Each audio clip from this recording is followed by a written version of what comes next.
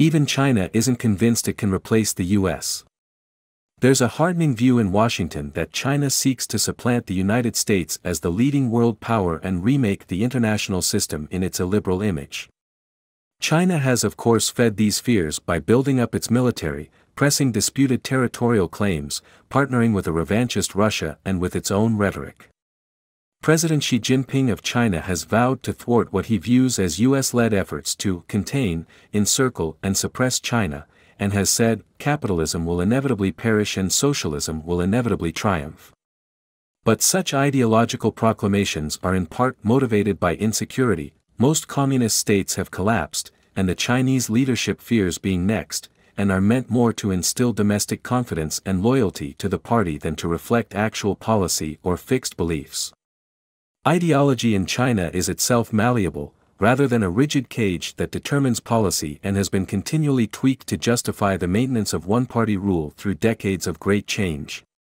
Under Mao, for instance, capitalists were persecuted as counter-revolutionaries. But under President Jiang Zemin, the Chinese Communist Party abandoned a core Marxist belief in 2001 by accepting private entrepreneurs as party members. China's economy today is more capitalist than Marxist and highly dependent on access to world markets. Assessments of China based on cherry-picked phrases from party propaganda overlook the frequent gap between rhetoric and reality. In 2018, for example, China cracked down on Marxist student groups and labor organizers, possibly because, as the labor scholar and sociologist Eli Friedman has noted, the young activists embodied the Marxist principles the CCP has long since abandoned in practice. Likewise, Beijing has for years emphasized the sanctity of national sovereignty and non-interference in a country's domestic affairs, yet has provided diplomatic cover for Russia's invasion of Ukraine. Leading Chinese intellectuals openly acknowledge the difficulty of reconciling what China says with what it does. Even we don't believe much of what we say, the Chinese economist Yao Yang, who is known for his pragmatic views, has said. Our goal is not to defeat liberalism, but instead to say that what we have can be as good as what you have. Jiang Shigong, a legal scholar and apologist for Mr. Xi's political philosophy, has written that socialism is not ossified dogma, but instead an open concept awaiting exploration and definition. China's long-term ambitions are difficult to know with certainty, and they can change. But it is presently far from clear that it can, or even seeks to, replace the United States as the world's dominant power. Mr. Xi and the CCP apparently see the United States as trying to keep China perpetually subordinate and vulnerable, opposing whatever China does or advocates in an international system that Beijing believes favors the United States and developed democracies. But, at a minimum, China seems more intent on modifying aspects of a system under which it has prospered, making it safer for autocracy, rather than replacing it.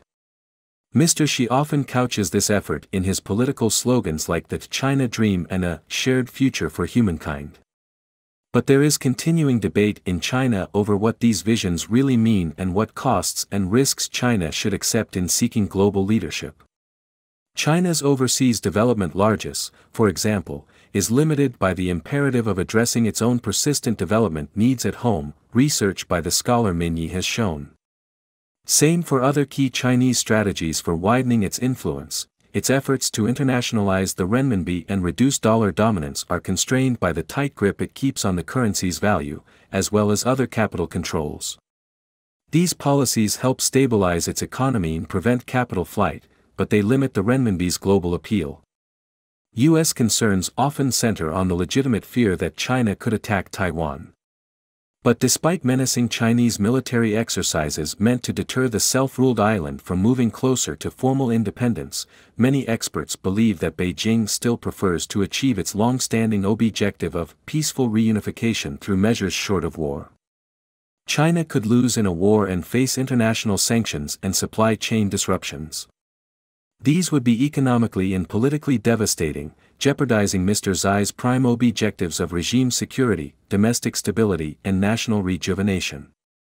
Facing economic headwinds and a shrinking population, doubts are growing that China can achieve its goal of surpassing the United States as the world's largest economy, let alone other metrics of global leadership.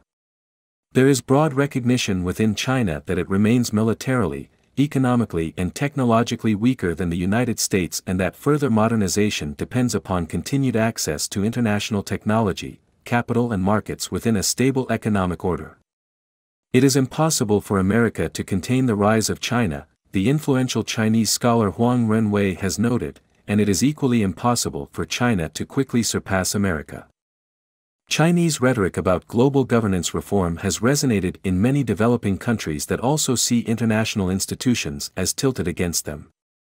But there is little reason to believe that the C.C.P.'s self-serving, nationalist ideology will captivate the world, especially as Mr. Xi feeds mistrust with his authoritarian ways, coercive tactics against foreign businesses and trading partners, and policies that increasingly smack of paranoia.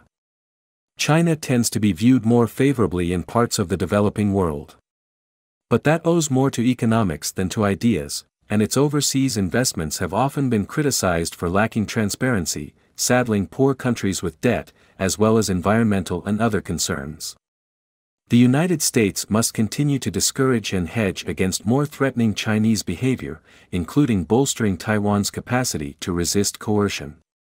But Washington should resist being guided solely by fear, which threatens the openness and dynamism responsible for American technological and scientific leadership. Policymakers should pair deterrent threats with more robust efforts to seek a constructive relationship with China, while also protecting the core values and interests of an inclusive international order and calling on Beijing to offer more credible reassurances of its intentions. There is no doubt that China, whatever its trajectory, poses a huge and complex policy challenge for America.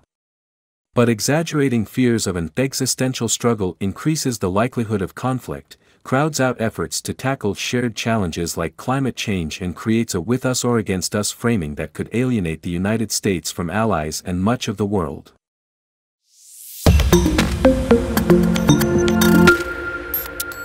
Even China isn't convinced it can replace the US.